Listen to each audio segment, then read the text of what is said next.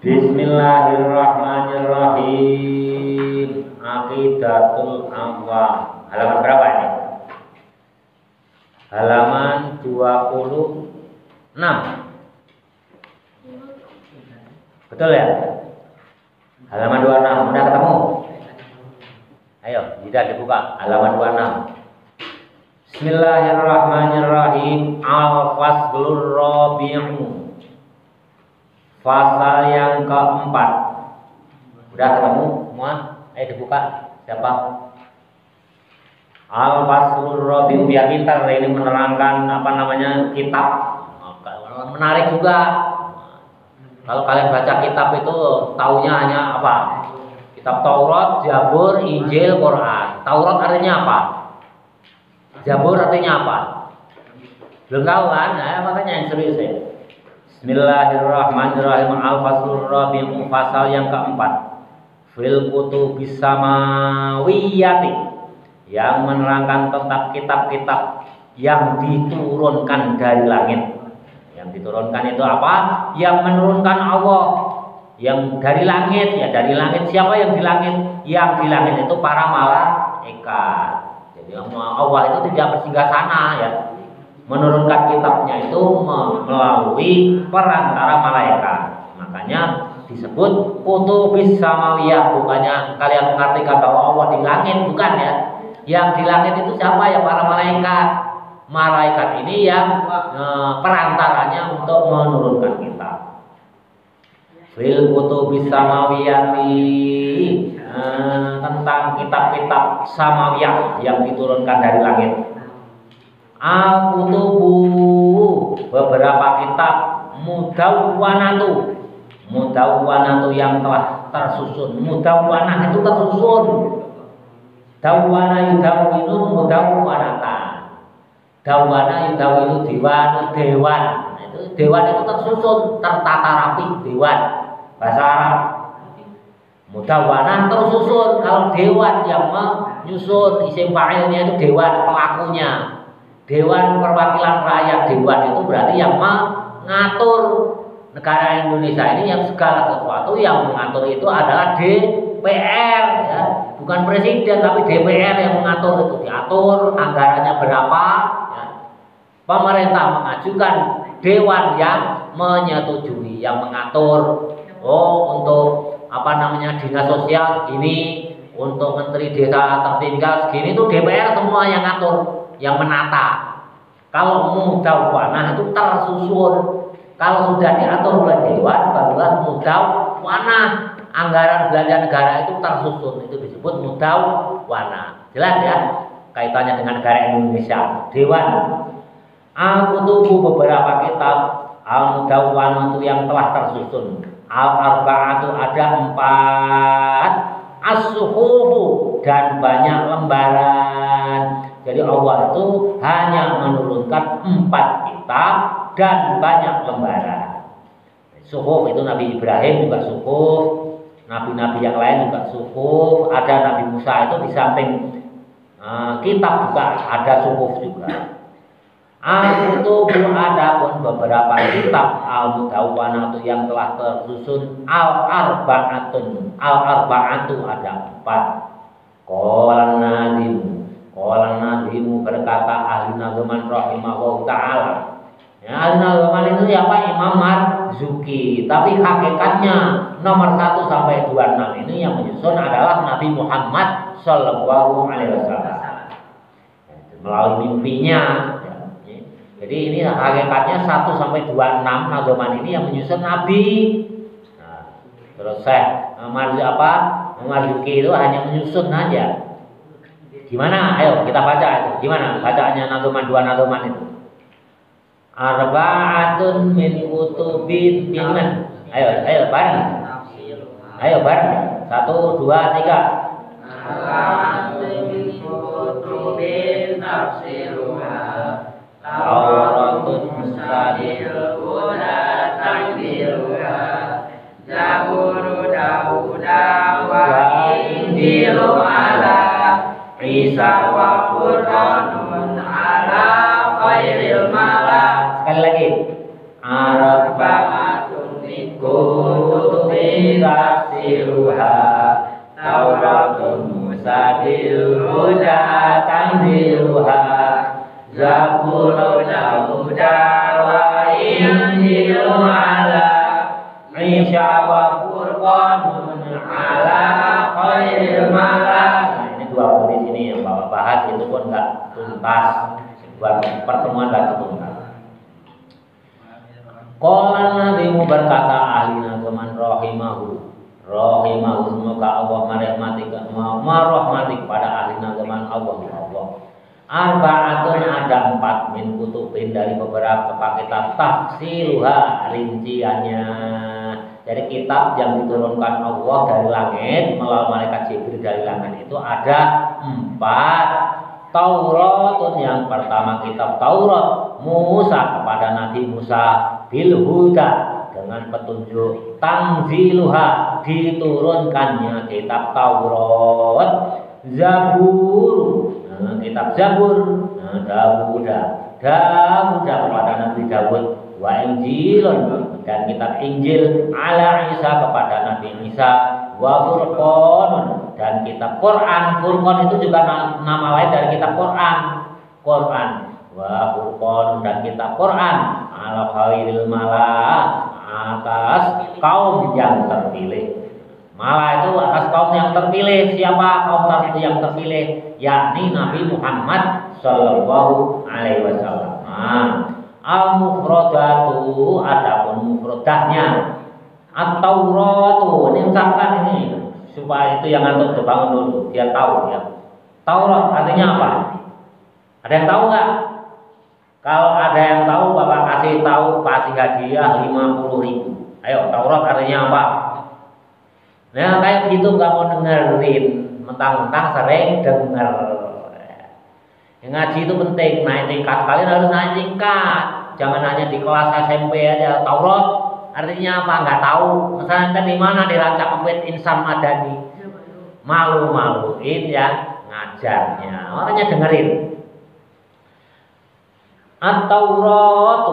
Taurat kila dikatakan mahfudun diambil min dari kata-kata warozindi. Taurat itu dari warozindi. Ingat, camkan ya. Apa Taurat itu diambil dari warozindi. Waro artinya terpancar, azindi api. Jadi Taurat artinya api terpancar. Api terpancar artinya sinar atau nur. Jadi Taurat itu artinya an-nur, ya. Nah, sekarang dan tambahan ilmunya ya Taurat itu apa artinya an-nur, sinar. Dari lafal diambil dari warozindi, terpancar api. Aykhoroja artinya keluar, naruhu apinya kitab Taurat. Fa innaha maka sesungguhnya kitab Taurat nurun. Nah, nurun itu cahaya, wa dia dan cahaya. Ya juga cahaya. Dia huwa shifa'uha. Itu ada selawatan itu ya. Apa itu? Dia huwa shifa'uha gitu. Nah, itu artinya juga sin apa nur juga. Jadi Taurat itu artinya nur, api yang terpancar itu artinya nur. Wadiyahuha, dia itu juga nur, tapi yang cenderung ke putih. Ada nggak sinar yang cenderung ke putih? Kalau rembulan kan cenderungnya ke merah-merahan. Kalau dia itu biasanya cenderung ke putih-putihan. Nah, biasanya ini namanya dia ke putihan. Kalau putih bahasa Arabnya apa?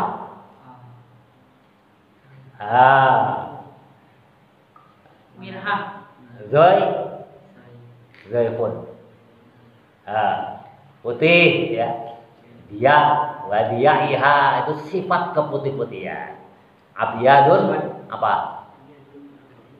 Abyadun putih. Ya, dia Amarun merah. Apanya merah?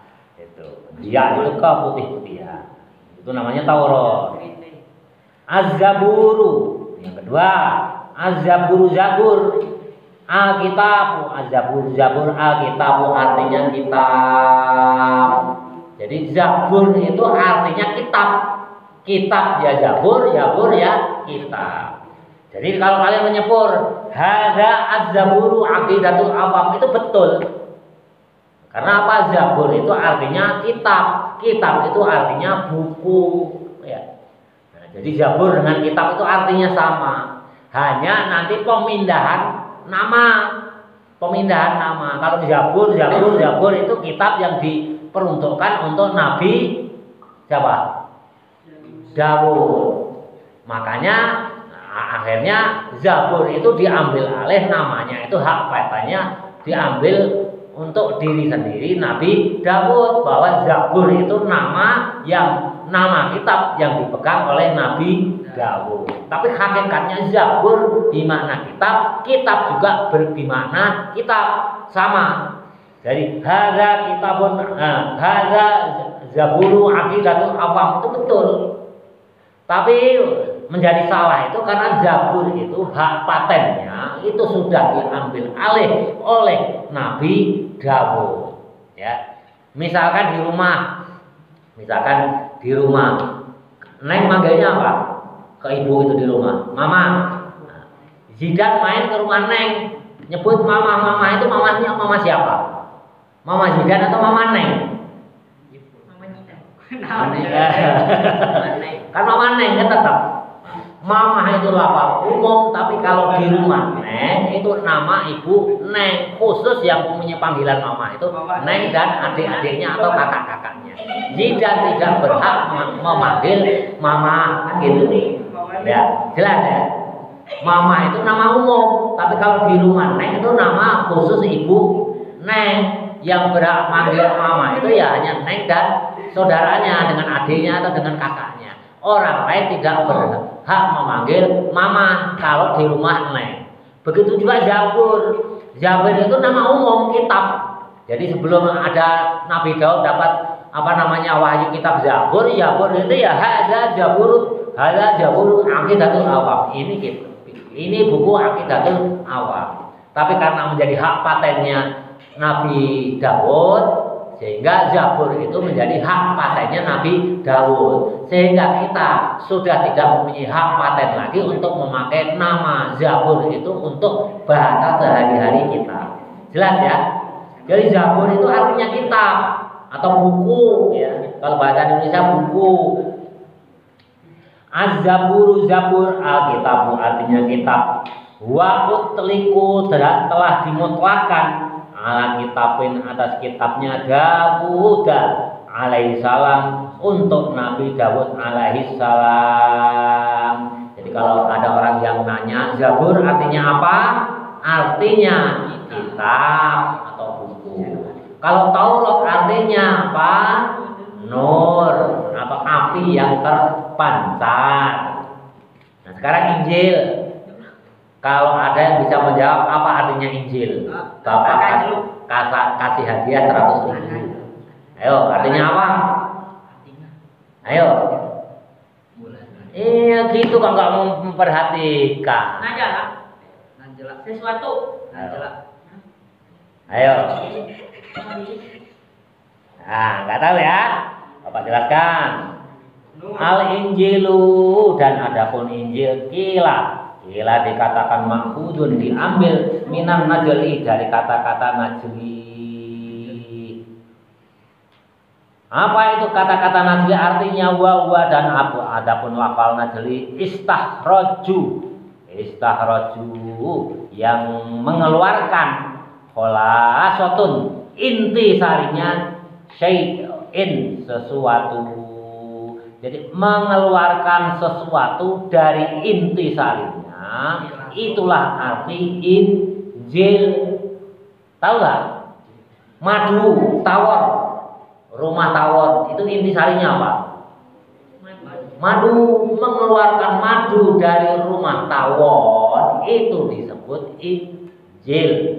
Injil itu mengeluarkan sesuatu, mengeluarkan inti sari sesuatu dari pokoknya, itu disebut Injil. Injil.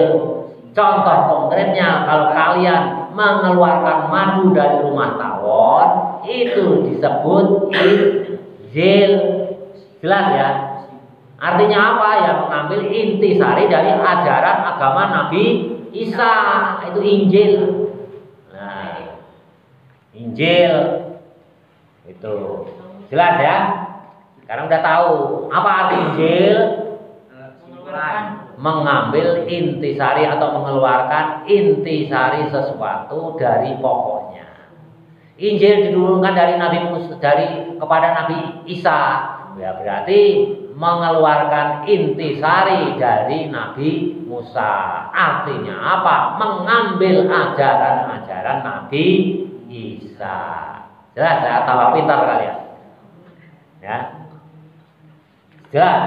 Kila dikatakan Injil mahfudun, diambil minan najli, dari kata-kata najli. Dari kata-kata najli.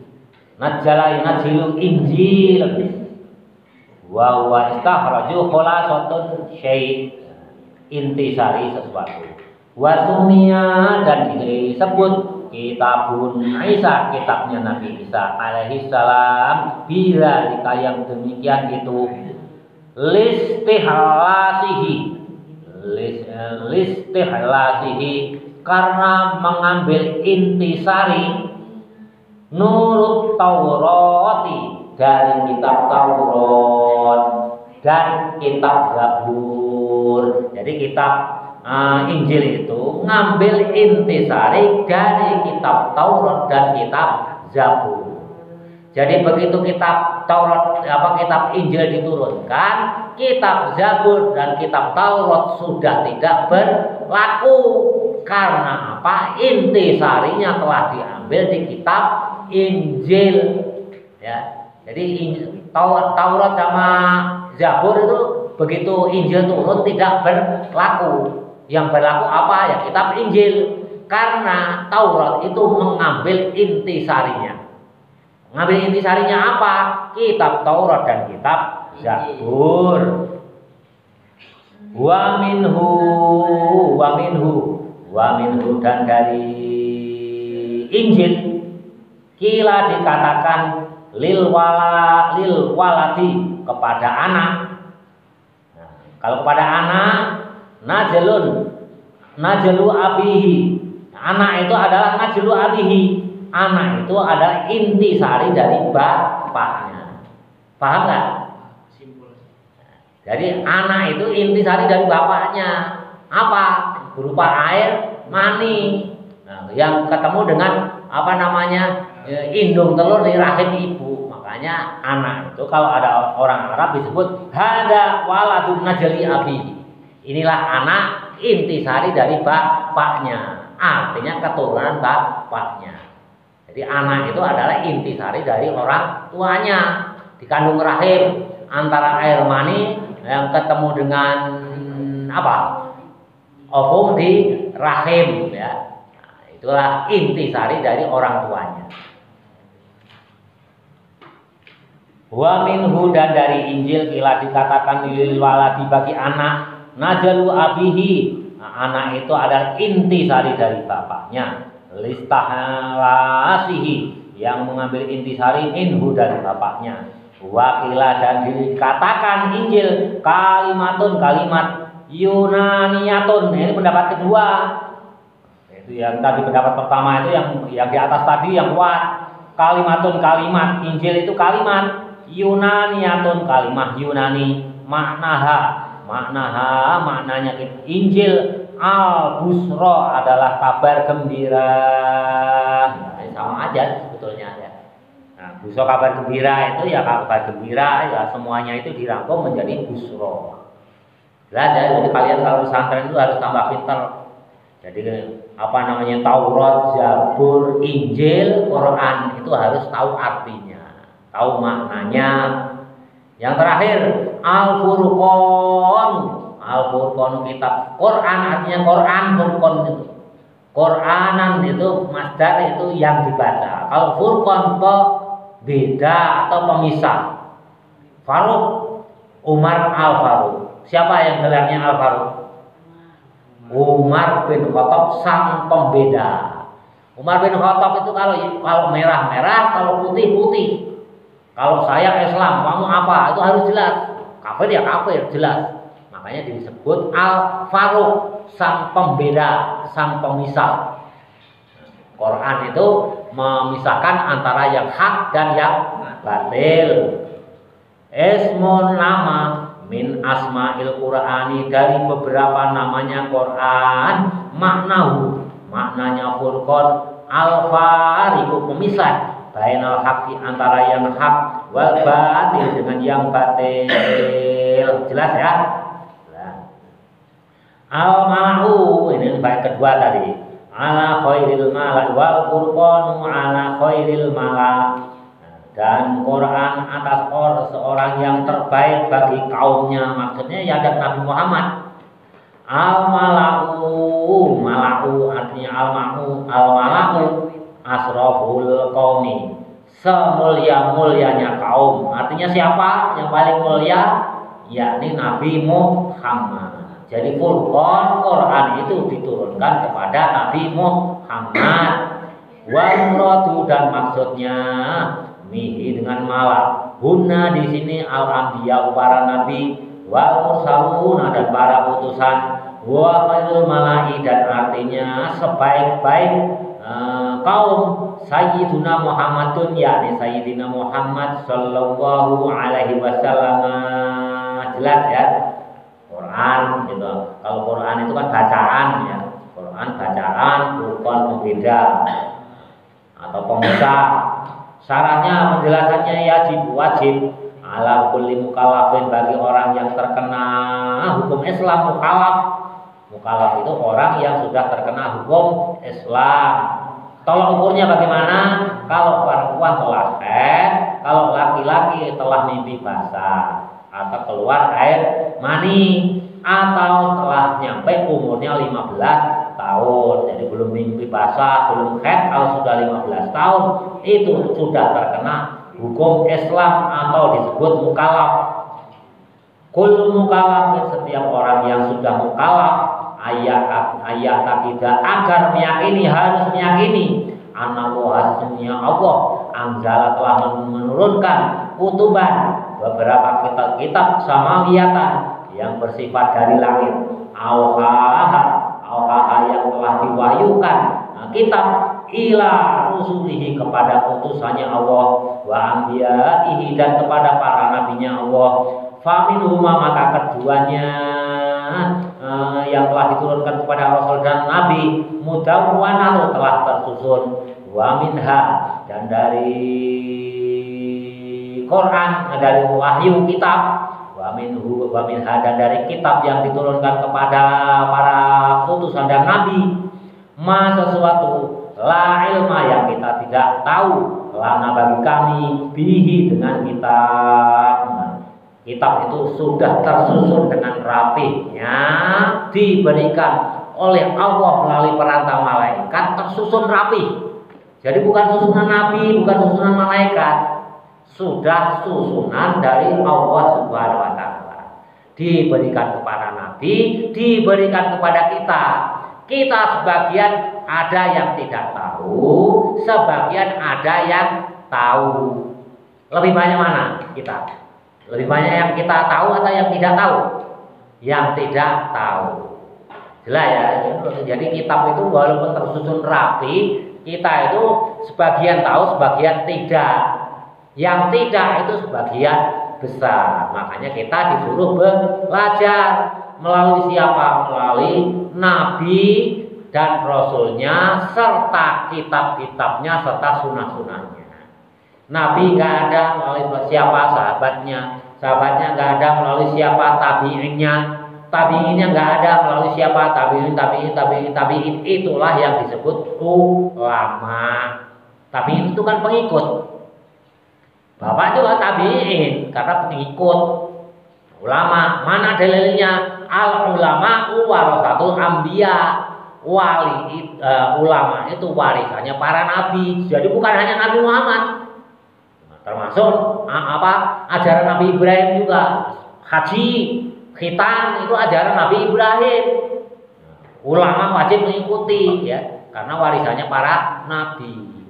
Ya, jadi dipadatkan. Begitu Taurat turun, Zabur sama Taurat, Zabur tidak berlaku setelah Injil turun. Quran turun, Taurat, Zabur, Injil tidak berlaku. Yang berlaku hanya Quran, karena sudah intisarinya semuanya dimasukkan di dalam Al-Quran. Jadi intisari itu ya nur.